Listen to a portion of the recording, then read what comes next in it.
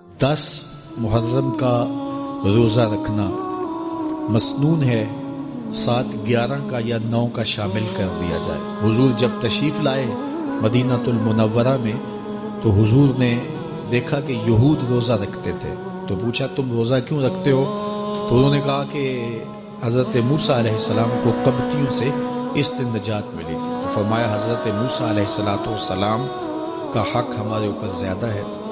तो हुजूर ने रोज़ा रखा और फिर फरमाया कि अगले साल अल्लाह ने चाहा तो हम 7 एक रोज़ा और शामिल करेंगे ताकि उनसे मुशाबहत ना हो जाए। अददी मुशाबहत से भी बचने के लिए हुजूर ने कहा कि हम 2 रखेंगे। तो रोज़ा अगर आशूरे का रखना चाहें तो उसके लिए सुन्नत यह है कि 7 या 9 का शामिल करें या 11 का शामिल करें।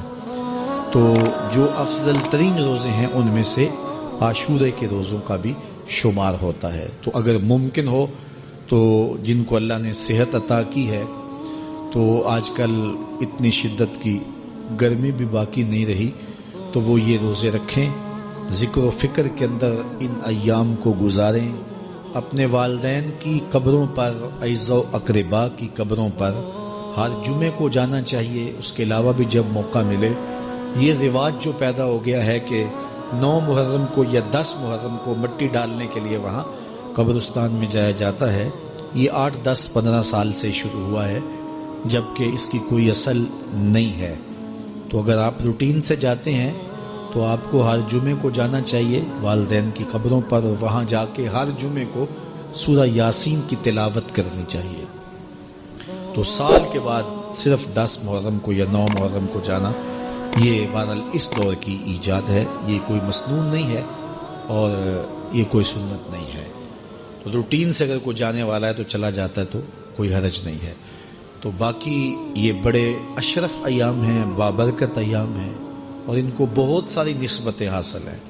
हज़रत इमाम हुसैन रज़ियल्लाहु ताला अन्हु की शहादत के साथ यौम आशूर को निस्बत हासिल है, और इसके अलावा भी बहुत सारे आली मर्तबत जो है वो हस्तियों के विसाल का दिन भी है, और बहुत सारे वाक़यात इस दिन जो है वो रूह पजीर हुए हैं। तो ये इस लिहाज से बहुत ही बाबरकत और जो है वो मुबारक यौम है।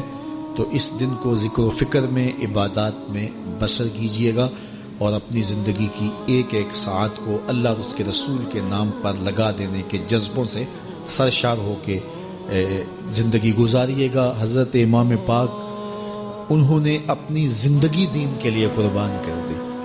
तो ये 10 मुहर्रम हमें सबक देता है और हम उस दिन अहद करते हैं, अगर उन्होंने अपने बच्चे भी कुर्बान कर दिए और अपनी औलादें भी भूख और प्यास में कुर्बान कर दी, तो आका करीम ने फरमाया, लोगों मैं तुम्हारे अंदर वो चीजें छोड़ी हैं, अगर तुम उनको मजबूती से पकड़ लो तुम कभी भी गुमराह नहीं होगे। जिस तरह पिछली उम्मतें अंबिया अलैहिमुस्सलाम के चले जाने के बाद दोबारा गुमराही में पलट गई, गुमराही की तरफ चली गई, तो ऐसा नहीं कि तुम भी गुमराही की तरफ चले जाओ।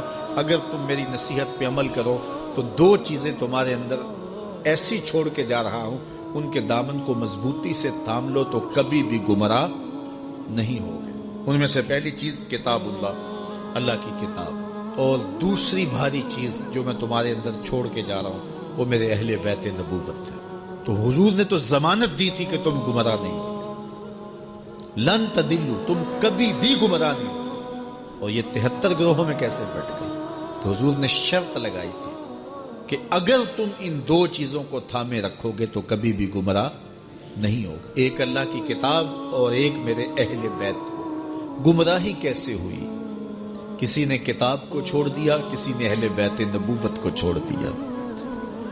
गुमराही तब हुई, किसी ने किताब की बात तो की लेकिन अहले बैत का बोझ सीनों में पलता रहा, और किसी ने अहले बैत के नाम की दुहाई तो दी लेकिन किताब के पारे भी पूरे ना माने। तुम्हें मुबारक हो, तुम्हारे एक हाथ में कुरान है, एक हाथ में अहले बैत नबूवत का दामन। तो जिसने किताबुल्लाह को छोड़ा वो भी गुमराह हो गया, और जिसने अहले बैत के दामन को छोड़ा वो भी गुमराह हो गया, और जिसने दोनों के दामन को पकड़ लिया तो वो कामयाब हुआ, बामुराद हुआ और हिदायत पे कामयाब।